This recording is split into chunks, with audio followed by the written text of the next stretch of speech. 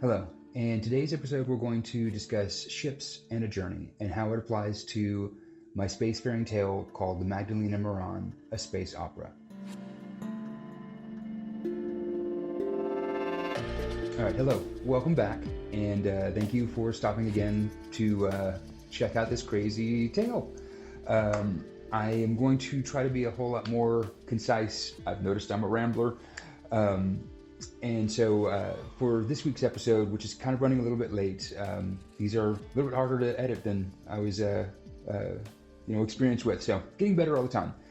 But the main things for today's topic, I want to just recap real quickly what I'm doing, and then let you know this new phase that I'm working on in the project. So I'm working on a 15-panel, I guess you could say, short story or storyboard exploration.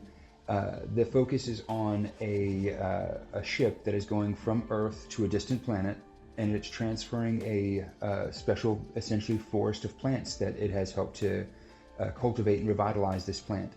I will show on the screen real quick. I should have some room up here of the woolly aphid, which is the part of the inspiration for the ship shape, and then the Cafe Marron, which is the flower. And the shape of the ship additionally is also a combination of this, but the story of this plant is also kind of what inspired the journey. So I've got my Sam cam here. That's what we call it, my Sam cam. This is my second cam. That's going to kind of show what I have on the desk. So periodically through this, I'll kind of switch to the camera and show a few things I have here on the desk. But I've got a few pieces here that'll kind of help us to tell the story. So after the recap, essentially the main idea of what I'm doing today is splitting apart two things. Last week I told you I was going to show the ship designs, and I've come up with a really fun ship design. It was kind of difficult to narrow down. So I'm going to show you that first, and then I'm going to show you how I'm wrapping that into some of the story thumbnails. And I will build on what I had mentioned last week in last week's, I guess you could say, lesson on structuring the story according to like an emotional chart. So it's for the beginning of it. As far as ship design goes, the main goals were I wanted something that would resemble the plant and the bug, and not necessarily a exact replication of those shapes, but more so pull some inspirations into a science fiction type of realm. So went through a lot of ship exploration, told a lot of friends of what I was doing. I had some great friends contact me. Thank you, Tony. And there were a lot of discussions. As I had said, there were certain things I wanted to do during the story, and they were like, well, a ship design with this, and this may have problems, and it's a really good point. So I had to take a lot of that into consideration. And so I adjusted a few of the ideas that I had for the original ship design to accommodate leaning into the science some, but still having fun, keeping it to the essence and the heart of the shapes that I wanted to be able to use. And some really fun things grew from it. So I will kind of have the camera flip here for a moment and show just a really quick thumbnail sheet of a few of the ship designs. I'm going to move this book out of the way. This will be very important in a little bit. So the ship designs, a lot of it derived from me trying to figure out a lot of the organics of trying to influence some of the bug nature into it, while still keeping what I wanted to do, which was a 5-petal design based on the flower. And so the original versions of the ship that I had, the petals were actually underneath the ship. And so we had this asymmetrical kind of split on the top of the ship. And what I realized is when it comes to the scene that I wanted to have it go traveling through the rings of the planet that they encounter, if I have some of the petals and equipment down in the bottom, when they crest against that, it potentially, in a real world situation, if we were applying the science, could present a lot of damage and so forth to some pieces in the ship that I'll kind of show you in a second. And so it made me kind of realize to accommodate for some of those things, because I'm making the ship for the journey. And so additionally, what I pulled from the insect side of the ship was the woolly aphid has these, hence where it gets its name, it has these amazing like furs that come off of the back of its body behind its wings. And I was like, my very first sight of it, because I was coming into it with a ship in mind, my very first sight of the aphid was actually looking at those as solar sails. So real thin solar sails that could be spread between something to help essentially catch, radiation, which is helping to propel. It's not a high speed at first, but that's something that over time is incredibly fast. But the idea of having something like that on a spaceship just was a lot of fun to me. And so I thought, how fun would it be to take the concept of a solar sail and have it go in between the pedals? And so now we have this kind of organic, like membrane almost in between the pedals. And I feel like it was a really nice combination of pulling those two things together. So some of the original early ship designs here have the idea basically of the pedals coming up and the kind of the membrane of the solar sail in between them with a little bit of kind of frill toward the edges to kind of give that organic asymmetry. And so some of the other versions of the ship also had a much more insect type of design, which I was really enjoying. I mean, as I got to later parts of the ship design, I really was leaning into some of this insect type of thing. But what I wanted to do is make sure that in the process of making the ship, we didn't lose the intent of protecting the forest that it's transporting. And so some of the earlier designs of the more insect-like created this opportunity to have the biome, kind of up front and center, but potentially in the way of danger. And so the original design of the ship that I had, which is closer to this one down here, I'll kind of move here to the center of the frame. We have the organic membrane. We have the solar sail in between the pedals. We have this kind of more aerodynamic in the sense that it would slough off debris in the front. And what I ended up doing is I just took this entire concept and I flipped it upside down as far as the orientation of the pedals. And I have a coworker that had a great idea with putting some of the thrusters for the ship on the back side of the pedals. So when they're open, it has this ability to still kind of control its speed and even its trajectory by tilting the pedals. So it was a really cool idea. So those are actually worked into the design, but this design also allows me to collapse those pedals down and protect the forest within when they encounter certain things. And so especially when we go flying through the rings, the ship will collapse down in the process, which is a lot of fun. So the final designs on the ship are actually right here. So we have this really cool kind of opening canopy of the ship, and we have a more rounded body shape, and then we have this essentially kind of a tail that goes behind it, which this resembles a lot of the woolly aphid's body design tapers low as it goes toward from its head to the rear of its abdomen. And so it allows me to kind of have this section of the ship with its own thruster on the back as like a main thruster, so that's where its essential main propulsion is. And then everything is centralized around protecting the biome, the forest, inside at the back. And so when the ship collapses down, when it's going through either dangerous terrain in space, or dangerous situations, then the pedals collapse down and it completely closes around the forest, protecting it as it's traveling through things. Or if it's essentially going in higher speeds, debris is less likely to damage things as it encounters those things in space. So this was a lot of fun. This is really neat exploration. This is probably one of my favorite views of the ship that I've made so far. It really showcases kind of the fun purpose and intent. And then as I do the final art, I will be able to do washes of ink that will be able to allow me to kind of do some tints in here to show some folds and so forth. And it'll allow me to kind of show how this is semi-transparent. I'm thinking almost like a white gossamer, but solar sails generally are gold. But I'm thinking I'll kind of lean into kind of a silver white gossamer, a little bit of a kind of a glint of glittery nature to it. So it'll kind of fit with the white color of the ship and so forth. And then the pops of color will be the browns and greens and so forth of the forest in the back. So that is the ship so far. A lot of fun there.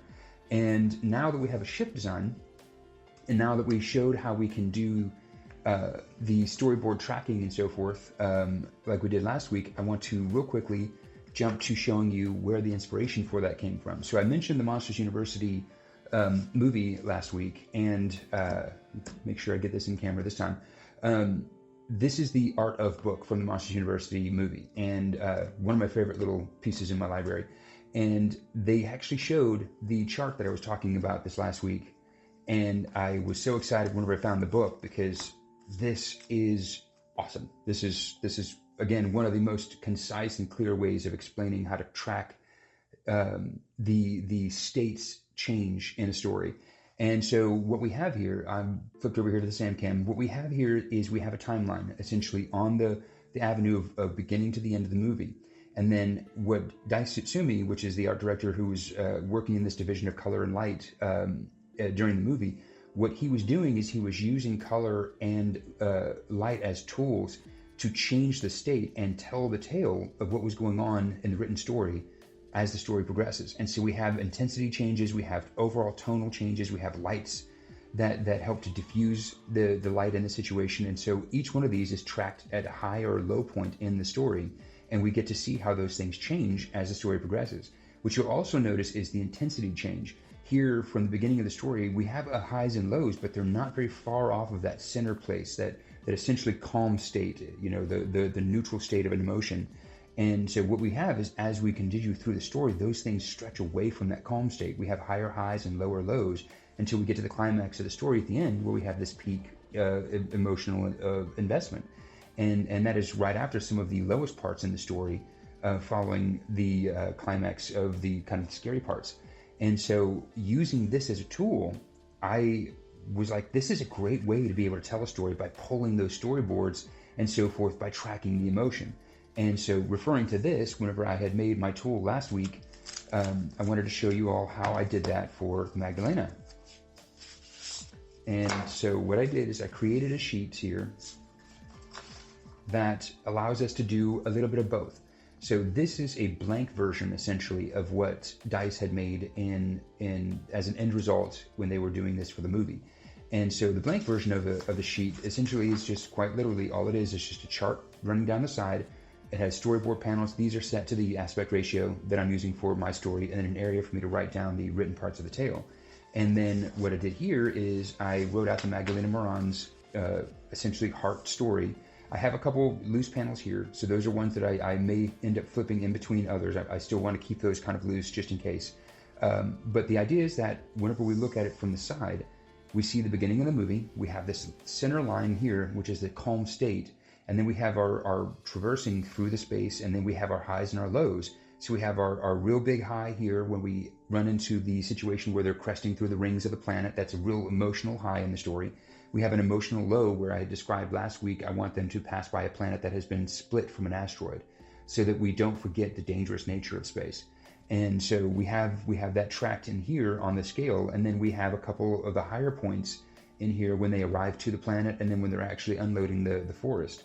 And so what we've done is we've separated those two high points with this low point, so we won't have them running consecutive. And at the same time, it gives us a chance to really flex the intensity of that low point following a really good high point in the story. So this is just 15 panels. It's not a whole lot of up and down necessarily. So we don't want to jar the audience, but we do want to create an opportunity for some changes in intensity. And so when we turn it right side up, now that we know where we fall on those emotional charts, I can then just do a really quick thumbnail and express those in a quick drawing.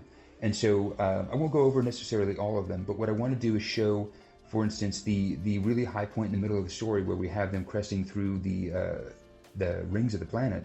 Right before that, we have them arriving. So we have the petals of the ship spread out ahead of time, and then I use a panel in between to close down, or at least show that they're collapsing down. So by the time they arrive to the rings of the planet, it's closed down, and now we have this safe way of being able to enjoy that experience.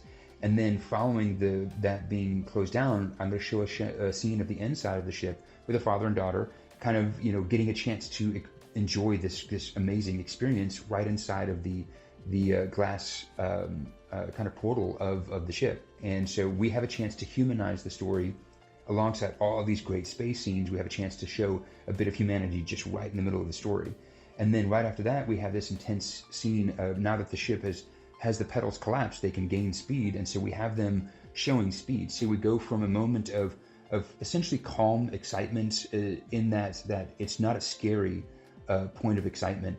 And then we take that and we have the ship has changed in shape, and now we're using that shape to then go engage in its speed. So we've got it traveling at a fast pace, and then while it's traveling at a fast pace, I want to stop the audience right there. Because as they're traveling we don't know how long. They could have been traveling for a long time, but the speed is part of what's really being used in the story. Then we have this moment where it's like they slow down. You know, we're going to open the sails and they're going to stop and they're going to cruise for a second because they're going to take a moment to essentially have a moment of silence passing by this planet and seeing what it has faced, you know, seeing the damage that can happen in space too. And so following that, we'll then, within a few panels, we'll get to a point of arriving to the planet. So we've had that low dip in the motion of the story, and now we're going to have the peak coming up as they get excited arriving to the planet. And then we'll have a few panels of them arriving to the planet and essentially going in for an approach and then landing and unloading. Now, what's unique about this planet, and what I'm going to try to showcase in this, is there are planets that we have found through exploring telescopes where we have some planets that are essentially orientationally locked to their star. So they travel facing, essentially like we have the moon. The moon is always locked in one position as it goes around Earth. There are planets that are like that, where because they're locked like that, they have a Goldilocks zone. So they have a hot side and they have a cold side facing toward or away from the star, respectively. And then the zone in between where there's this mild crossover, this Goldilocks of temperature. That is where I thought would be a really cool place to have the scientists take the planet. So it has this natural temperate zone around the planet. And part of that is because I don't want to write a story just yet of us finding a replacement Earth. That's such a major step in a story about space. Instead, I wanted us to find a way that we can take it to a planet that just makes it work. You know, that we have a sliver of hope and opportunity, and we can extend ourselves, we can extend plant life, we can take a piece of Earth there. And so now that I've got these mapped out like this, and we've got it attached to an emotional chart where we know where we're going in the story, I have the pieces that I need to be able to start doing, you know, more intense storyboards and tightening up the story.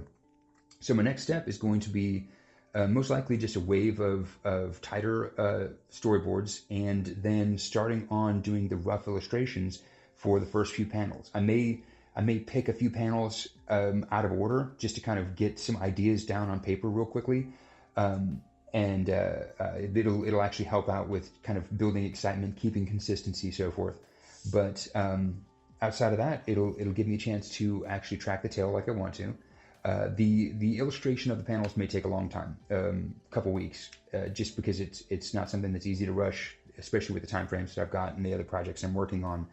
But I'm really stoked to get started on that aspect of things. I think it's going to be a blast. With those, I will try to have those posted on social media, kind of show some progress on the illustration and so forth, and give you all a chance to kind of see things in the making, while I may not have a chance to set up and do production for a full video. But yeah, other than that, you know, I've been having a blast. I am enjoying being able to show you all how the ideas and the thought process, and you know, digging deep and trying to think clearly and concisely on some of the subject matter, and then being able to apply it to a fun little system, how it actually makes all the pieces work. And we can start telling a tale because we know why, we know how. And so whenever we get to actually making the artwork, it's going to mean a whole lot more to all of us. It's going to tell a whole lot more of a story. We'll be able to look at that piece and say, I know why we did that.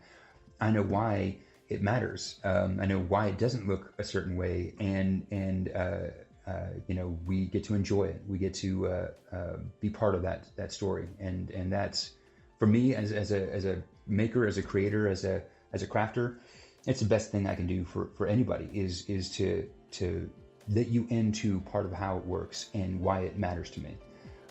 So yeah, thank you all very much. I'm having a blast. I really appreciate you. And as we say in all the videos, compose yourself, and thank you.